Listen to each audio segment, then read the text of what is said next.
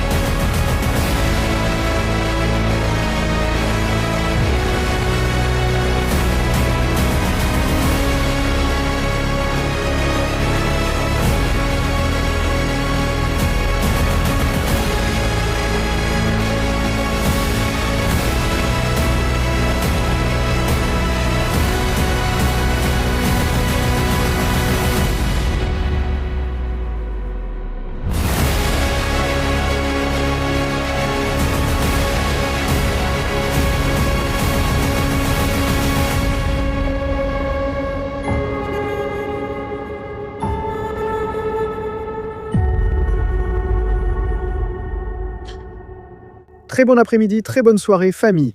Bienvenue sur Stratégie militaire. 1er février 2026. À 2 jours d'atteindre 1 mois depuis la libération du Venezuela de la tyrannie de Nicolás Maduro. 30 jours se sont pratiquement écoulés.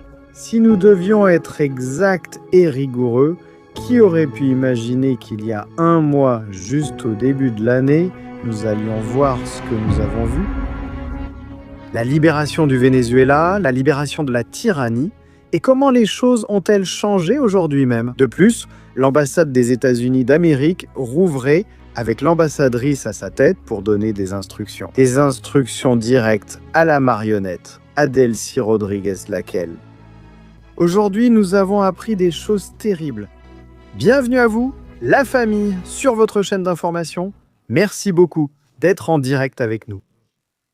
Je serai honnête, les vidéos d'aujourd'hui sont très dures, mais il faut les montrer et parler des familles. Cela fait longtemps qu'on n'a pas évoqué le Venezuela, excusez-moi. Ce n'est pas à cause d'autres intérêts, mais parce qu'il se passe beaucoup de choses dans le monde en ce moment. Mais pour moi, depuis que je suis arrivé à la cause vénézuélienne, il n'y a pas si longtemps. Honnêtement, ce que j'ai vu et ce que j'ai appris m'a vraiment touché au cœur. Hier, lors de l'Inside dans l'émission, nous l'avons déjà évoqué, qu'il y avait une sorte d'amnistie pour tous les prisonniers politiques, où il est supposé que tous seront libérés, tous ceux qui sont encore en vie.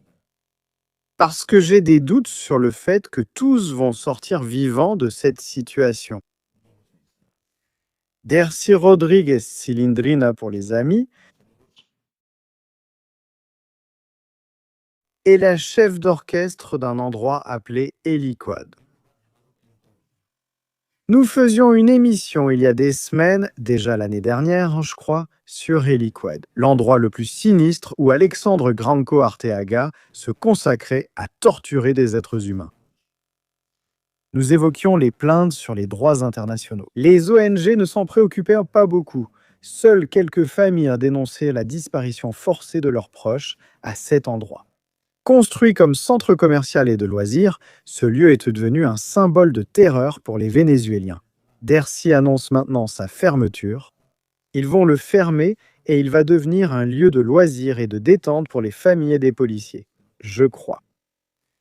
Ces derniers jours, nous avons vu d'importantes déclarations de différents libérés, ceux qui parlaient de vidéos qui avaient été enregistrées. Nous avons vu des images de familles faisant des veillées devant les portes des centres de détention. Rodeo helicoide Aragua Cocorón.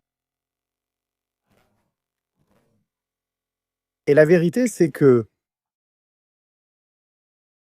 il faut le dire, bien sûr, alors que Nicolas Maduro est dans une prison où il y a des droits de l'homme. New York, où il a de la nourriture, où personne ne le torture, il est détenu, privé de liberté, mais personne ne le torture. Il y a encore des personnes au Venezuela qui sont torturées.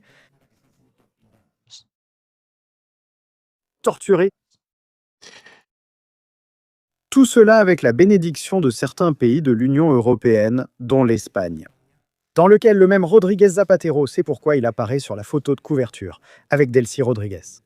Il se promenait dans certaines prisons pour rendre visite à des prisonniers politiques, et au lieu de dire à Delcy de les libérer, il leur disait de rester silencieux, de fermer la bouche pour qu'ils ne puissent pas dénoncer.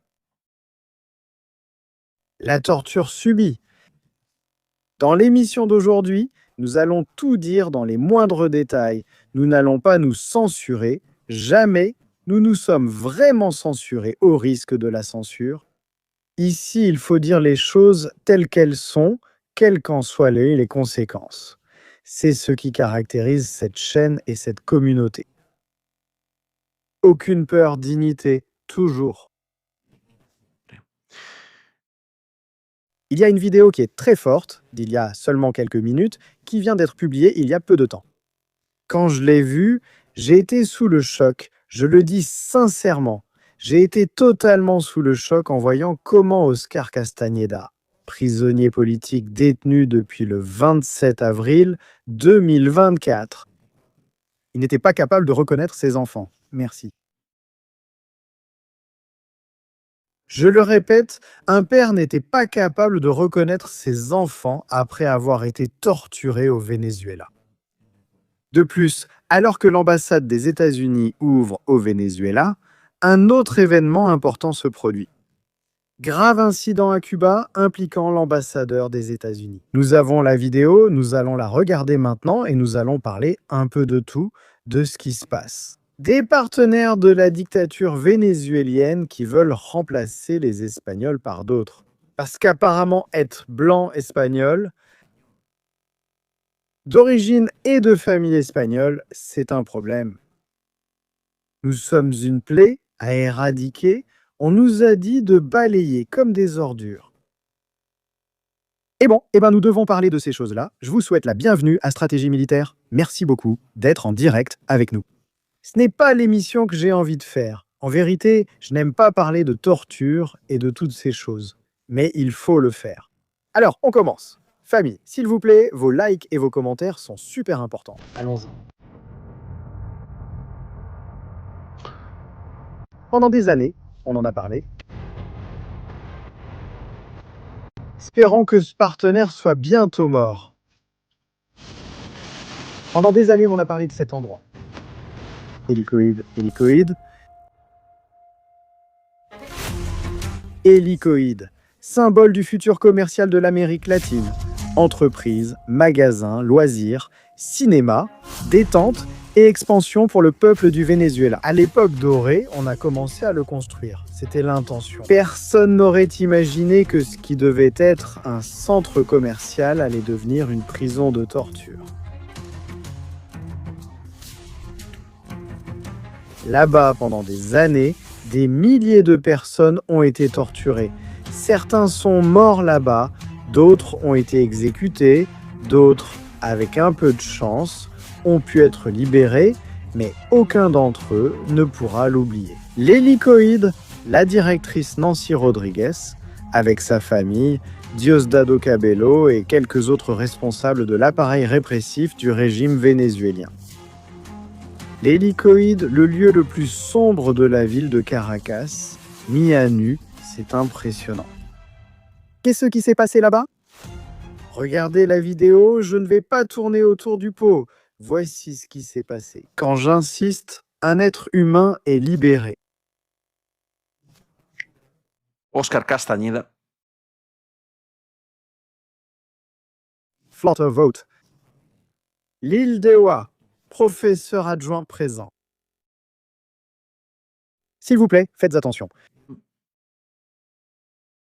Laissez vos commentaires dans le chat, même en différé. Nous sommes allés trop loin, l'être humain est tombé trop bas. Ils doivent payer. Merci mon amour. Quelle est ton opinion sur la journée d'aujourd'hui?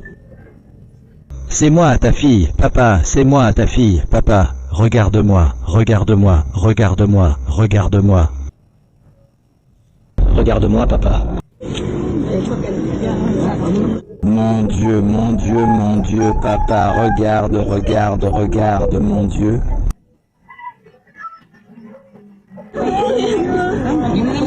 À moi.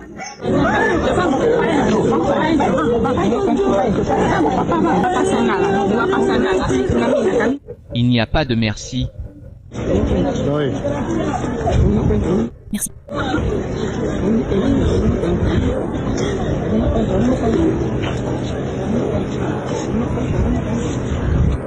Merci.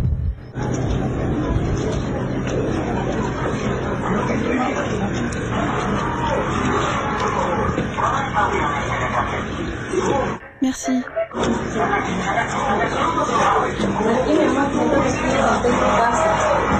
Merci. Merci.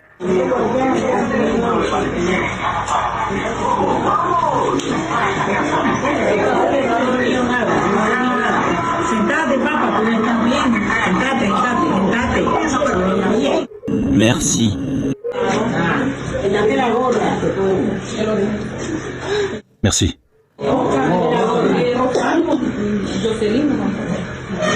Merci.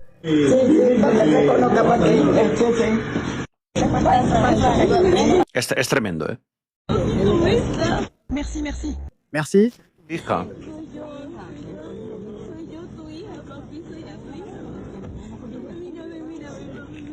Et le père ne le reconnaît pas. Merci, il ne la reconnaît pas. Ces images sont terribles. L'homme est totalement brisé psychologiquement et mal en point physiquement. Physiquement, il n'est pas bien. Il est brisé. Il est brisé. Non, on ne peut pas en dire plus.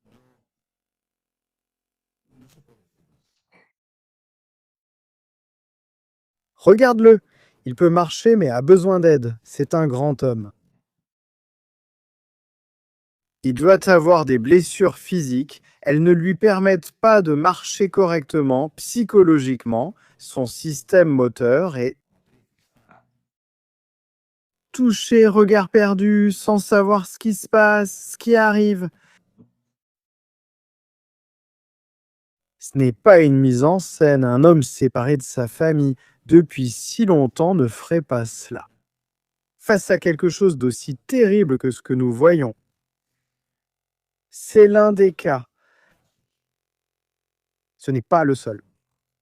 Nous avons longtemps observé cette chaîne grâce aux images satellites et à la géolocalisation des vidéos. Comme le régime avait construit des salles de torture où il détenait des prisonniers sur 2 étages, dans des bâtiments à 2 étages. Certains étaient sous terre et d'autres au-dessus, séparés les uns des autres par des barreaux pour que ceux qui étaient au-dessus fassent leurs besoins sur ceux qui étaient en dessous. Nous avons vu cela, nous avons vu comment il y avait des endroits où à aucun moment personne n'apparaissait sur les images satellites. Dans la cour des centres de Yaré, Rodeo, Yaré 2. Nous avons vu d'horribles images. Terribles. Des témoignages terribles de personnes qui ont été séquestrées. Le régime, à la demande de ses partenaires européens, leur a dit d'enregistrer des vidéos des détenus marchant librement dans les cours des prisons afin d'apaiser ce qui était un scandale. Qu'est-ce qu'ils diffusent maintenant? Vous, ce sont de fausses vidéos, c'est-à-dire que ces vidéos ont été fabriquées. Camilo Castro, ancien prisonnier politique français au Venezuela, parle et évoque les vidéos diffusées par le régime dans lesquelles on voit les prisonniers marcher. Il y a de nombreux mois, peu de temps après, entre guillemets, son arrivée, les mois de son arrivée avec d'autres camarades, ce que nous voyons là, cette cour, ces images que vous diffusez maintenant sont des images de la grande cour à laquelle nous avons eu accès. Mais après 1 an, dans le cas d'Augustin, nous avons eu accès à cette cour 1 fois par semaine, mais cela presque après 1 an de détention. Dans le cas d'Augustin, ces vidéos que vous voyez, Augustin est là filmé comme si c'était sa cour, un grand espace lumineux. Mais ce n'est pas le cas. Nous n'avions pas, ils n'avaient pas accès à une cour et ils ont commencé à y avoir accès après de nombreux mois. Un patio de 8 metros sobre 12. Es decir, una celda más grande, donde éramos 40 personas. Y este video... Merci. 40 personnes dans une cellule, dans les conditions du Venezuela. On a forcé Justina à marcher et ils ont dit, tu marches d'ici à ici. Ils ont passé des heures à faire ça, vraiment des heures. Des heures à faire ça, à enregistrer des vidéos, pour se justifier auprès des organisations de défense des droits de l'homme qui ont oublié les Vénézuéliens. Ces organisations vont ensuite au Salvador voir Nayib Bukele. Et ils lui disent que ceux du SECO n'ont pas de lit, qu'ils ne mangent pas assez de poulet, ou qu'ils ne peuvent pas voir leurs petites amies. Merci aux mêmes organisations, celles qui n'ont jamais mené de campagne internationale ni obligé les Nations Unies à une intervention militaire pour libérer toutes ces personnes. Ils sont tous coupables. En le filmant en train de manger et en faisant de fausses déclarations, et c'est ça le système du Venezuela, ces vidéos sont fausses. Emmanuel Gallo n'a jamais marché, entre guillemets, librement dans une cour aussi grande. Los videos que están... Tremendo. Tremendo.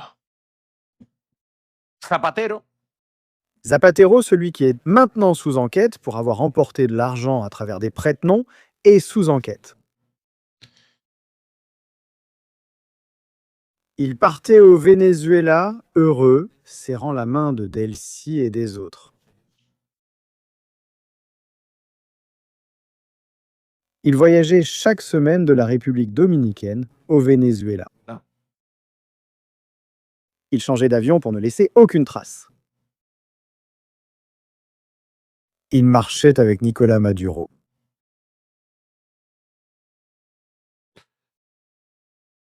C'est les mêmes personnes qui disent aujourd'hui qu'il faut remplacer les Espagnols par d'autres.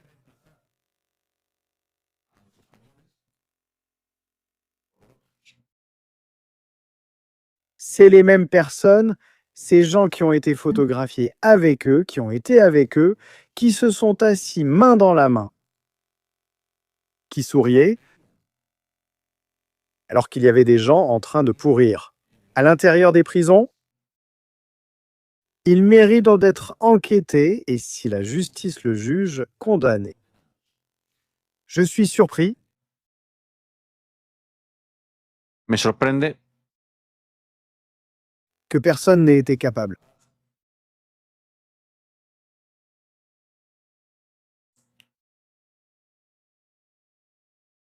un segundo. Un segundo.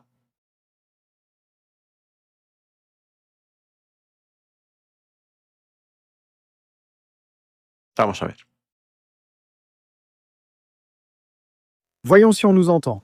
La famille, je crois qu'on est de retour. Ça arrive toujours. Ces choses arrivent toujours quand on commence à parler de ces sujets.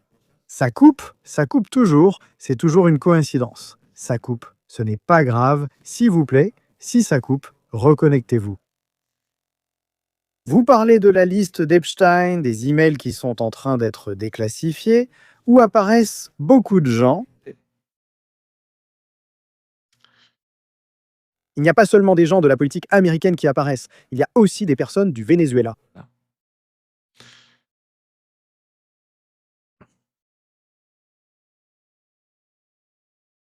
Bivacation avec Jeffrey Epstein de Francisco d'Agostinho.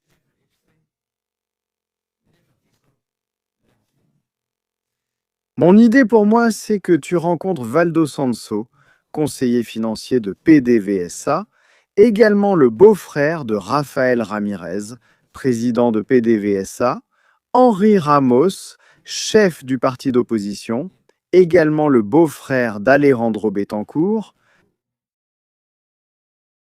propriétaire de Derwit et associé. Il est très intéressant parce qu'il n'a que 34 ans et il a 3 milliards de contrats. Avec le Venezuela, avec le gouvernement, un gars vraiment intéressant. Eduardo Estigol, président et actionnaire d'Intercable, Osvaldo Cisneros, président et propriétaire de Digitel, probablement l'un des plus riches du Venezuela. Je pense aussi que tu devrais rencontrer Gracias, le directeur de la BNC, la banque que nous voulons acheter, et peut-être un autre banquier. Jorge Hernandez, l'un des amis les plus proches de Chavez, le général Alejandro Andrade, chef du département du Trésor du Venezuela, et également un ami proche de Chavez. Wei Shukishen, représentant du gouvernement chinois au Venezuela, chargé des accords bilatéraux, date 2012. Nous ignorons encore tant de choses. Il existe un monde que nous ignorons totalement, comme je le dis toujours. Il se passe des choses que nous ne pouvons même pas imaginer, mais qui, au final, finissent par être révélées. Ici, vous voyez comment des liens sont établis avec des régimes corrompus, des tortionnaires, lors de fêtes où des jeunes sont exploités.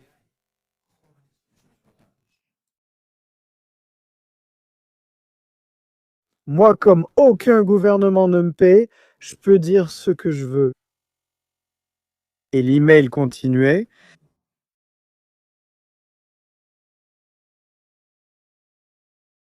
Lui dit Epstein, peux-tu me donner plus ou moins une idée pour une nuit, 2 jours, un itinéraire pour Caracas? Comme ça, je peux organiser mon équipe. J'espère que tu t'amuseras. Esto se trata. Certains étaient en prison, leur famille attendait au dehors et d'autres faisaient la fête de leur vie.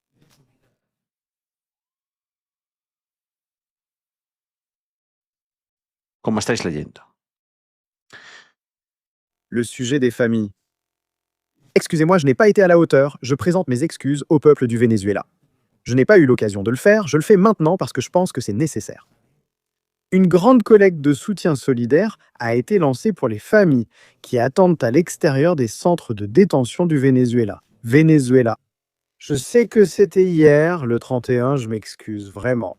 J'ai été super occupé et vous allez comprendre à partir de peut-être ce soir pourquoi j'ai été si occupé, pourquoi je n'ai pas fait autant de directs. Mais toute personne qui veut collaborer, je sais que les gens du Venezuela sont assez intelligents, il y a de bons contacts parmi la population. Il faut des aliments non périssables.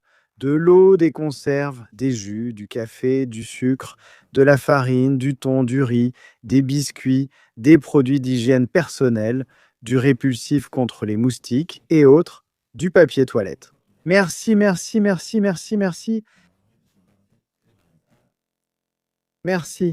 Pero jabón en polvo. Merci, je veux dire oreiller, drap, couverture, vêtements adultes en bon état, poncho, parapluie, bâche, tente. Si quelqu'un souhaite collaborer, je ne les connais pas et je n'ai rien à voir. Mais il me semble nécessaire que cette chaîne, suivie par des millions de personnes, fasse écho à ces initiatives. Peu m'importe que cela soit organisé par Maria Corina ou non, Maria Corina ou un tel, ça m'est égal, vraiment. Je le dis toujours, ça m'est égal. Je suis là où je pense qu'il y a de bonnes actions et que cela peut aider. Qu'ils prennent contact avec le groupe qui s'occupe de ce sujet à l'Université centrale du Venezuela, un groupe d'étudiants. Je crois qu'ils devaient justement emmener aujourd'hui ou ces dernières heures l'affaire au ministère public. Une lettre pour exiger la libération immédiate des prisonniers politiques. Nous l'entendons ici. Merci.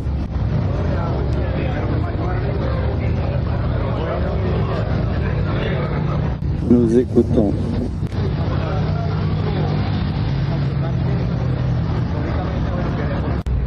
Accepte l'aide pour que ces problèmes disparaissent. S'il vous plaît, le lien. Mais seulement 2 peuvent entrer. Non, non, non, non, non, non. Ce que nous voyons aujourd'hui était inimaginable il y a 1 mois. Merci. Ce document décrit une situation qui est extrêmement délicate et d'une importance vitale pour le pays. Il ne s'agit pas de cacher le courrier attendu chaque jour ici. Nous espérons que cela atteindra le bureau du procureur général, qu'il le lira et s'engagera à résoudre ce que décrit le document. Ce n'est rien d'autre que la situation irrégulière que subissent les prisonniers politiques et les familles des prisonniers. En raison du manque d'informations, du manque de procédures claires et du non-respect d'une parole et d'un ordre donné depuis le 8 janvier à tout le système vénézuélien qui administre la justice. C'est là. C'était inimaginable il y a 1 mois, puis nous avons obtenu des documents. Des documents. Ce garçon, je ne sais pas qui c'est. Je vais mettre sa vidéo, je ne sais pas qui c'est. Il parle d'Alinis Arrojo Lozada, excusez-moi pour les noms, et sa mère, Fanny Lozada, va raconter. Comment était Alinis? Elle a été torturée dans le cadre d'une stratégie pour essayer de l'attraper. Les fonctionnaires ont filmé et envoyé la vidéo à la mère. Vous devez voir ça parce que c'est terrible, j'insiste.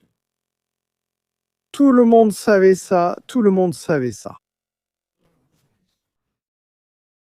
Jeudi 29 janvier, je reste en zone 7 où arrivent les récits des prisonniers politiques vénézuéliens. Je suis avec Madame Fanny Lozada qui va nous parler de sa fille, pas de ce qui entoure sa détention. De quoi s'agit-il dans ce cas qui a été assez emblématique? Merci de partager votre histoire. Comment allez-vous? Merci, je suis Fanny Lozada, la mère d'Aliani Arrojo, à qui on impute l'événement du 3 août qui était la pose d'une bombe à Plaza Venezuela.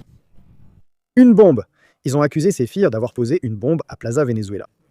Je ne l'ai appris que le 4 août lorsqu'ils sont venus chez moi à 22 h. Le 6e CPC de l'Ordaneta a envahi ma maison sans mandat, sans rien. Ils m'ont arrêté. Ils étaient 38 agents de blindés. Serre Contreras, c'est le journaliste, c'est le reporter. Et une fourgonnette rien que pour moi. Pourquoi la lient-il à cette affaire? Quel rapport a-t-elle? Honnêtement, je ne sais pas, car je n'ai aucune information sur elle ni sur son emplacement. Cela s'est produit au mois d'août. Le 11 août, ils l'ont arrêtée à Araya, sur les côtes de l'Est. J'étais retenue prisonnière à El Rodeo avec ma fille et mon petit-fils de 15 ans. Un garçon de 15 ans détenu à El Rodeo. Grâce à tous les membres de sa famille, ils ont tous été arrêtés. Tous, qui? Tous les membres de sa famille ont été arrêtés. Mes petits-enfants, ces 3 enfants mineurs et mon frère chrétien. 3 enfants mineurs? Eh bien, mon autre fille, mon autre fils, mon petit-fils de 15 ans était avec moi au rodéo. Ils l'ont blessé, pendu, électrocuté, attrapé la tête. Ils envoyaient de l'électricité à un garçon de 15 ans, la tête couverte d'un sac. Ils l'ont frappé aux côtes. Tu as tout vu. Tout ça? N'est-ce pas? Lui l'a vécu côté homme. Nous, femmes, on n'a pas été frappés. Mais aussi CPC, moi, j'ai reçu des coups sur la tête. Cette dame a été frappée à la tête. Les fonctionnaires, et qu'est-ce qu'ils vous disaient? De quoi vous accusait-il exactement? C'est-à-dire? Nous ignorions les délits évoqués et où était ma fille. La pression était là pour vous faire parler. Exactement. Elle se rend parce qu'apparemment elle a reçu une vidéo où on voyait son fils pendu et en train de se faire frapper. Cette fille s'est rendue. C'est-à-dire, ils ont kidnappé son fils, ils ont torturé son fils et lui ont envoyé une vidéo pour lui dire « soit tu viens, soit on tue ton fils ». Quel âge ont les garçons? Le garçon emprisonné avec moi à El Rodeo avait 15 ans, il a eu 16 ans le 29 août. Avez-vous signalé ces violations des droits de l'homme à une institution ou un organisme? Je suis allée au 4e parquet de Santa Teresa del Tuy et la dame m'a dit qu'elle ne pouvait pas prendre mon dossier. Pourquoi? Bien sûr, personne ne peut prendre l'affaire. Bien sûr. C'est évident, pourquoi? A-t-il dit pourquoi maintenant? À quel moment, à quel stade en est le dossier? L'affaire, y a-t-il eu une audience? Je n'ai ni audience, procès ni dossier. Aucune information sur ma fille disparue depuis 6 mois, je n'ai aucune nouvelle. Vous a-t-on permis d'avoir une représentation légale? Rien, rien. Et ils apparaissent dans les systèmes du parquet. Ils ne m'ont donné aucune information. C'est-à-dire, qu'exigez-vous, que demandez-vous? Je veux des nouvelles d'elle, savoir où est ma fille et une preuve qu'elle est en vie puisqu'ils l'ont prise vivante. D'accord, toute ma famille là-bas en Orient a aussi été arrêtée parce qu'ils sont allés jusque-là. Eux, ils se disputaient comme un trophée, je ne sais pas de quel trophée il s'agissait. Pour l'impliquer, elle et comme elle, de nombreuses familles sont sans nouvelles de leurs enfants aussi détenus pour cette raison. Qui est derrière tout ça?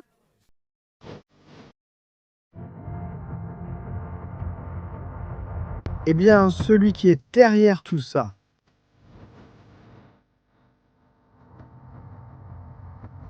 nous avons déjà parlé de lui.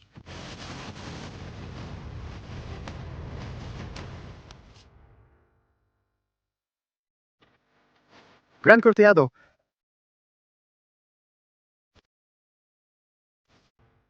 Gran Corteado, Gran Corteado. C'est le monstre qui est derrière toute cette histoire.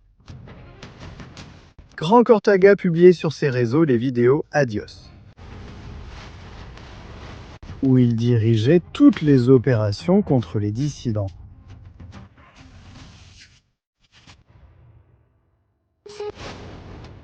Là, on le voit.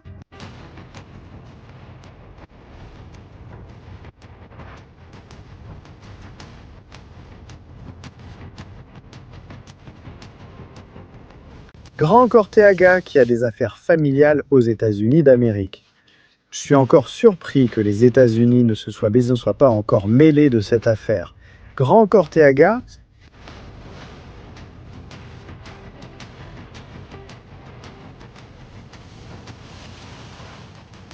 personne ne l'a arrêté, pas encore. Il est toujours dans les parages. Gran Corteaga avec Diosdado Cabello. Refuse-t-il de libérer tout le monde? Il semble qu'il ne soit pas très sûr.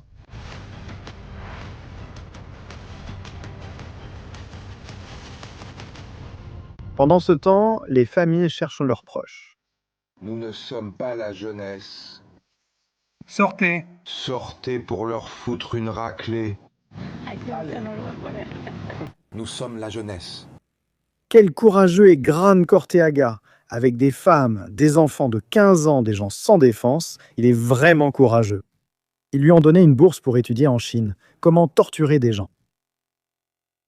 Je monte là, entraîné. Tu es courageux, Arteaga. Salut, très courageux. J'espère qu'on discutera un jour. J'espère. Merci. Et voyons si tu as encore envie de torturer d'autres personnes. C'est terrible. Ce sont des monstres. Quand je passe par la place de Los Palos Grandes, je me souviens que lorsque j'étais en prison, ils ont organisé un très bel événement ici. Ensuite, j'ai pu voir les photos. Mes enfants, ma famille, mes amis et chaque passage dans ces lieux. Je repense à ce que je ressentais en prison quand on me disait qu'ils luttaient pour ma liberté. Aujourd'hui, j'étais au marché de Los Palos Grandes pour discuter avec les gens, les encourager à voter et expliquer ma présence. parce que je ne vais pas laisser le champ libre à ceux qui veulent kidnapper notre pays, qui veulent tout détruire. Je dois m'interposer et je vais le faire. C'est incroyable, il y a beaucoup de cas, c'est vraiment bien. Enfin, pas seulement bien, c'est intéressant. Il y a des cas où l'on ne sait pas où sont les membres de la famille.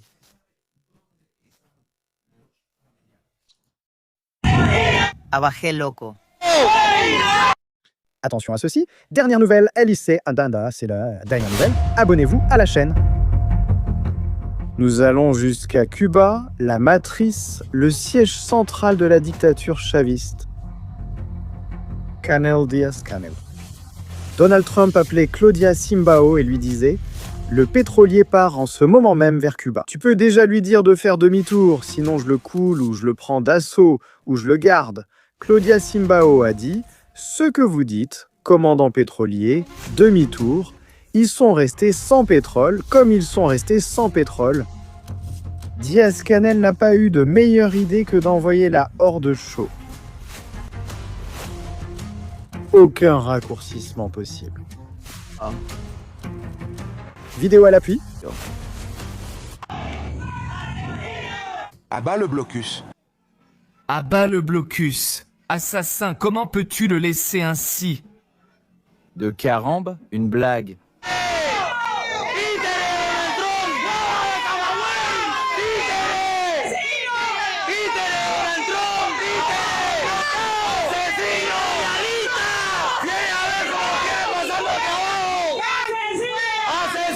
Bien sûr, Enosimita.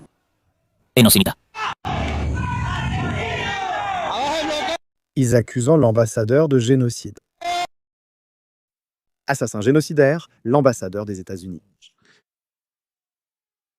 Pour Canel, ce n'est qu'une question de jours, je n'ose même pas dire de mois.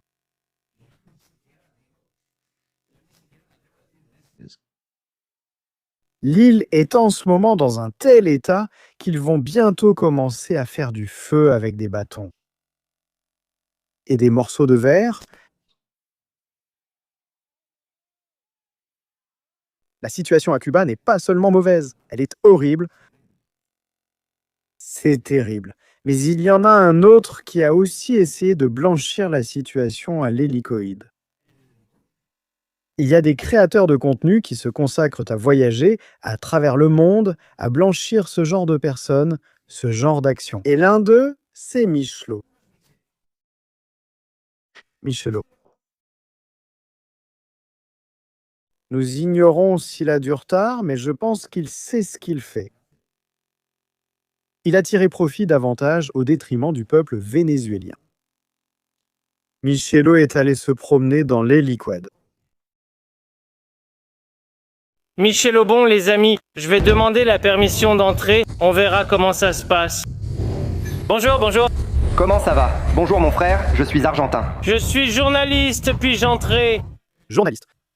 Que faire? Qui l'utilise? Avec plaisir? Oui, elle a toute l'autorité pour que cela soit connu. Notre commandante, la police. La bolivarienne, permission, avec votre permission. Entre mon frère. Bonjour, comment ça va? Salut, bonjour, comment ça va? On entre ici? En fait, on m'a dit qu'il fallait passer en voiture, mais bon, moi je n'ai plus de voiture. Bien sûr, tu n'en as pas. Ni honte, ni voiture, rien du tout. Mais Michelot est parti blanchir l'hélicoïde. Il est passé par là. Bien coiffé, on voit la police nationale et la statue géante. L'esquive est à nous. En face, il y a un quartier. Tu vois ce qu'il y a? On m'a dit qu'à l'origine, c'était prévu pour être un centre commercial, mais un problème financier a laissé le lieu à l'abandon. Et on l'a transformé en salle de torture. Et cela a été construit il y a 60 ans. Cette école, ou ce centre comme on l'appelle, a vraiment beaucoup de publicité à l'international, surtout... École. Avec l'opposition internationale. Donc il y a un blindé ici à l'entrée pour qu'un monsieur dise que c'est un lieu de torture. Et puis tout ça parce qu'il y a un chanteur engagé du peuple ici à l'entrée. Le monsieur s'est plaint, mais rien ne lui est arrivé. Mais il est vivant. En Argentine, plus de 30 000 disparus et les fascistes au pouvoir veulent le nier. C'est terrible. Terrible. Du contenu, des ordures parmi les ordures. Celui que nous avons ici. Libération. Putain de merde. Merci, ça va. Oui, j'ai vu ma petite maman et j'espère retrouver mes 4 enfants au Táchira. Nous avons partagé l'espace de captivité, tranquille. Ils restent là-bas. Javier Tarazona, défenseur des droits humains, il en reste beaucoup. Il en reste encore beaucoup. Emprisonné depuis 2021. Je pense que liberté, espoir et vérité ne me rendent pas libre. Le Venezuela a besoin de se réconcilier, c'est certain, et il faut travailler pour cela, pour que... Et ceux qui aujourd'hui subissent des retards de procédure, ceux qui aujourd'hui purgent leur peine, des camarades qui étaient avec nous, des camarades ont purgé leur peine, ils sont encore détenus, leur ordre de libération n'arrive jamais. Des personnes de plus de 70 ans, Personnes de plus de 70 ans en prison. En captivité sans procès. Je crois que nous devons travailler pour ceux qui souffrent, pour ces 8 millions de Vénézuéliens qui sont à l'étranger et qui rêvent de revenir. Pour ces mères qui attendent aujourd'hui leurs enfants, pour ces enfants qui attendent leurs parents, pour ces pères qui attendent leurs enfants. Je crois que c'est là, mon frère. De nombreux grands-parents en prison, de septuagénaires, des grands-mères formidables. Mais je crois que c'est sur ça qu'on doit travailler. Nous venons d'un endroit très sombre pour apporter de la lumière, pour nous retrouver. Nous ne faisons qu'un, c'est par là. Frère, je suis très heureux de te retrouver en ce moment, dans ce lieu de réjouissance, de prière, et bon frère, que la vérité nous rende libres. J'ai lu un livre que vous recommandez souvent sur l'intolérance au Venezuela ces 100 dernières années qui nous a menés là. Oui à la réconciliation, mais travailler à la réconciliation, c'est nous reconnaître, c'est nous respecter, c'est aussi même comprendre que la politique ne peut pas servir à assassiner l'autre, à éliminer l'autre, à faire taire l'autre. Nous devons dépasser cette culture et c'est par là que se trouve le chemin, c'est par... Là, le chemin, ne pas nous taire, ne pas rester silencieux face à quelque chose d'aussi dur que cela. Au fait, nous ne savons toujours pas où il est. Guanipa n'a toujours pas été libéré.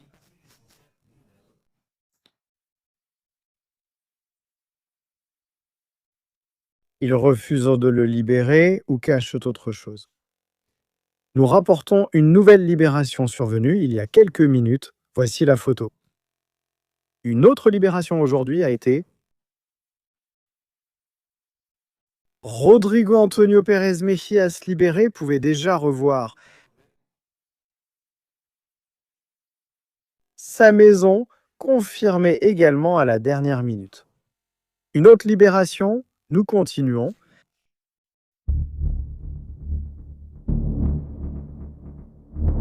Beaucoup de libérations aujourd'hui. Blanca Guerrero et José Castellanos, mère et frère du journaliste Omario Castellano, détenus depuis octobre 2025. Il semble que la technique habituelle, avec des cheveux audacieux, une grande coupe et tous ces gens, soit la suivante. S'ils ne peuvent pas te trouver, ils arrêtent ta mère, ils arrêtent un membre de ta famille, jusqu'à ce que tu décides de te rendre. Ce sont des tortionnaires et des lâches. Mais bon, chaque chose en son temps. Au final, la justice arrive parfois tard, malheureusement trop tard, mais mieux vaut tard que jamais. À La Havane, les choses se compliquent déjà pour Canel. Parfois, ça commence comme ça, et puis ça finit autrement. Les gens écrivent déjà des graffitis dans les rues et accrochent à des emblèmes. Que Maduro est tombé et que Canel tombera bientôt, merci. Maduro est tombé, Canel tombera bientôt.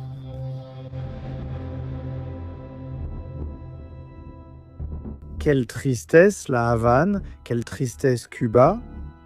Cuba. Avec tout le potentiel touristique du pays et la gentillesse du peuple cubain. Et ils ont dû quitter leur pays. Mais l'une des photos les plus marquantes de toute cette affaire, l'une de celles qui nuisent fortement au régime, à tous les propagandistes. Celle-ci,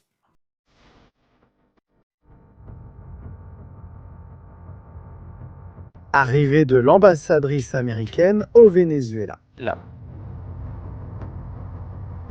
Diosdado disait que jamais de la vie, Elvi le disait aussi, et Maduro est aux États-Unis.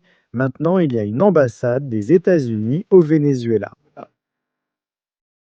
Prépare-toi. Prépare-toi. Le peuple du Venezuela n'a plus peur. Et quand la peur disparaît, ils vont commencer à descendre dans la rue. Et cela ne va pas plaire. Cela ne va pas plaire au régime. Voyons jusqu'où ils peuvent tenir. Hein. Que les chaînes sont en train de se briser. Maria Corina a publié cette photo.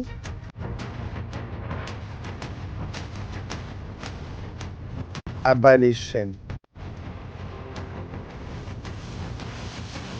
Le Venezuela est en mouvement. Tout bouge. Et grâce à qui? À Donald Trump qui a fait partir Maduro et à... Il y a un mois. C'était incroyable quand tous disaient « Il ne se passera rien, c'est du vent ». C'est arrivé la fameuse nuit. La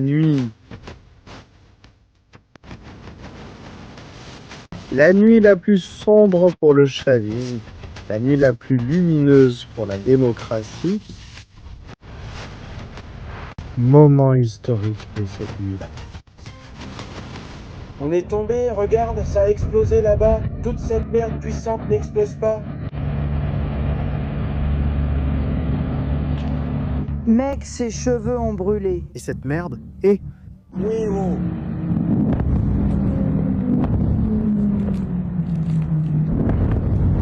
Mec! De la folie.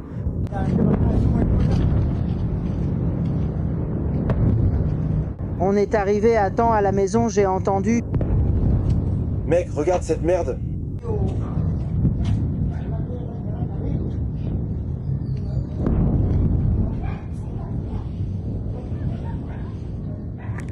Ce sont les pires images. Les pires images. Je dis que tous ceux-là vont être torturés pour le reste de leur vie. Voir comment tombaient les drones et les missiles des États-Unis. Et ils ne pouvaient rien faire. Cette même nuit, Delcy Rodriguez, le parrain Diosdado, ont reçu un appel, sûrement en groupe, et on leur a transmis le même message. Vous vous rendez où les prochains drones qui vont tomber sur vous. On a emmené Maduro parce que, évidemment, Donald Trump voulait l'avoir tout près de lui. Mais les autres sont dispensables. Padrino Rodriguez. Tous peuvent tomber à tout moment. Tous. S'ils n'obéissent pas aux ordres des États-Unis d'Amérique. Cela leur fait clairement mal. Ça les brise complètement. Mais en réalité, l'histoire que nous voyons ne fait que commencer. Il reste encore beaucoup à faire. Il reste de l'histoire à écrire. Et maintenant, ce à quoi nous devons aussi penser, c'est qu'il faut libérer Cuba de la dictature. La suite? Se va a quedar para siempre. Elmero m'a accompagné avec détermination, juste pour dénoncer maintenant la dictature. Mais ils ne vont pas rester pour toujours. Donald Trump l'a dit. Celui qui veut acheter du pétrole doit parler avec nous. Il n'y aura plus de pétrole pour la Chine, pour la Russie, sans que cela passe par les mains des États-Unis et qu'ils paient. Il n'y aura plus de pétrole pour Cuba sans qu'ils paient. C'est terminé.